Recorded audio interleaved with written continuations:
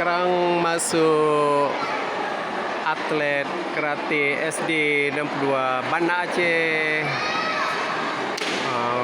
golongan komite. Inilah atlet karate komite SD 62 Banda Aceh. Ini siap untuk bertarung dengan SD Metodis. Ini siap-siap, sudah bersiapan untuk pertandingan komite karate SD 62 Banda Aceh dengan SD Metodis Banda Aceh.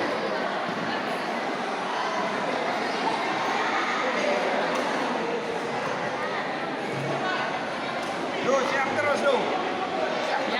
Inilah Rido, atlet karate komite SD 62 Banda Aceh, sedang bertarung dengan SD Metodis Banda Aceh.